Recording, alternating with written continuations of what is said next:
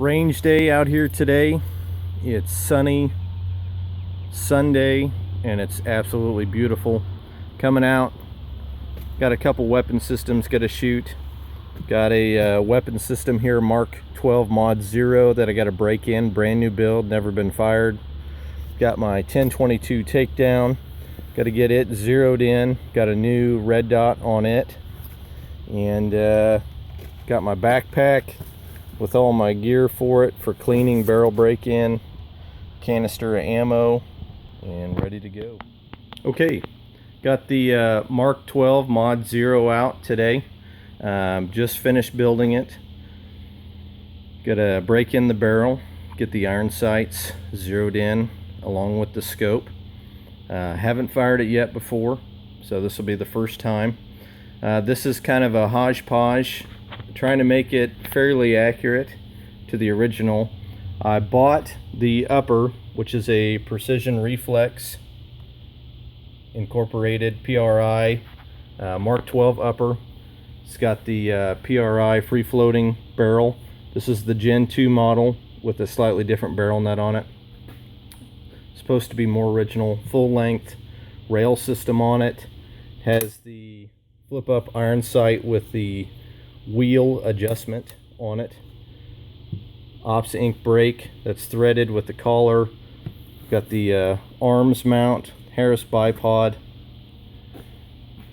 gas buster charging handle, arms throw lever and rings. The scope is not correct exactly. This is a Leopold Mark IV.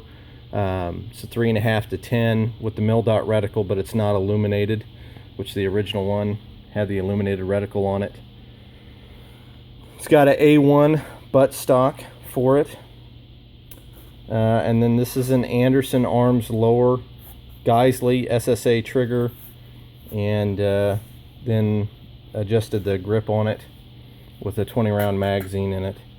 So I've got the Allen Engineering AEM5 suppressor on order. I'm sure in 10 years when the ATF allows it, it'll go through, and then I'll take it back out and really see what it'll do. So not a whole lot of reviews on the internet on the PRI Mark 12, the uppers. PRI originally was contracted after Crane Division developed the Mark 12 Mod 0. They made it for the military for a while. Now it's available on the civilian market. I figured if I wanted a good reproduction Mark 12, this would be a good starting point, since it's a company that originally made it. One thing that is different on it is the bolt and bolt carrier group. If you can see it there, if it focuses in, is made by PRI. It is not a mil spec bolt carrier group, so I am a little curious to see how that's going to function.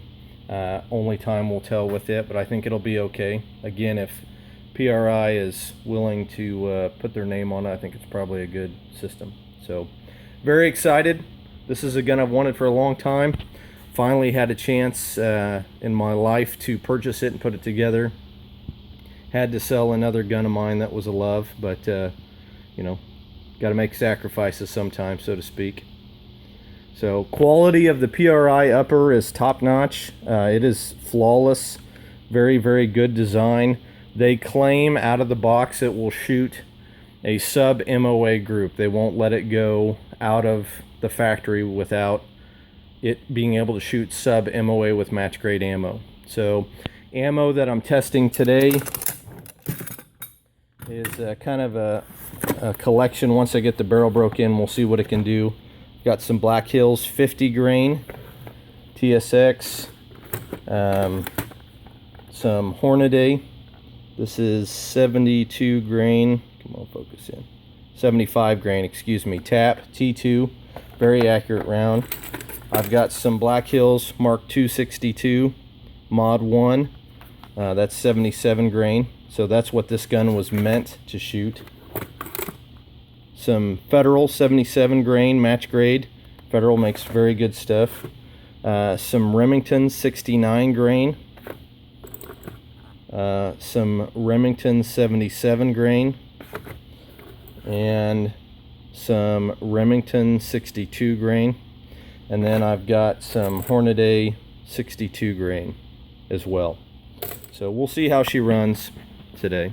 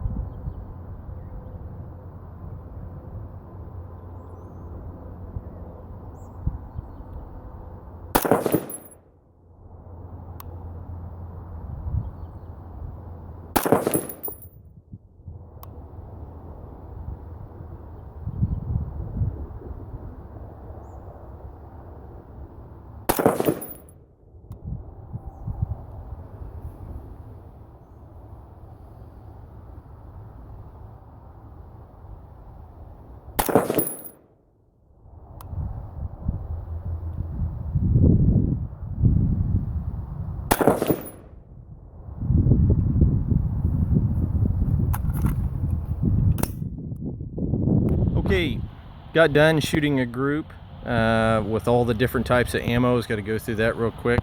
Group number 1 was 62 grain Hornady tap barrier round. MOA was right at 2-inch MOA. That's with my shooting ability. Group number 2 was Remington PSP 62 grain, shot a 1.4 MOA. Group number 3 was off the paper, shooting way high. That was Remington 69 grain, boat tail hollow point, shot a 1.1 MOA. Let's see here. Group number 4, Remington, boat tail hollow point, 77 grain. One of these is from me, so I'm excluding it for sure. That's a 1.2 MOA. This might have been me too. If we shrink this down, this is about 3/4 MOA, which is really good. Okay, group number 5 is the Hornady 75 grain boat tail hollow point T2. Shot a 1.75. I think that's a pretty decent representation of what it would do. Next group is actually group number 6. It's not labeled there. This is Black Hills 77 grain, the Mark 262 Mod 1 round, which was specifically designed for the Mark 12 Mod 0 that I'm shooting.